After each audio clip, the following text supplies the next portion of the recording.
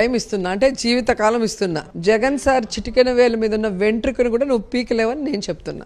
Real hero, the real game changer, కూటమి hero Janasena అధినేత పవన్ కళ్యాణ్. ఊరికే మా వాళ్ళకి ఉత్సాహం కాన్ఫిడెన్స్ కాదమ్మా, కాన్ఫిడెన్స్ ఇద్దామని అన్నాము.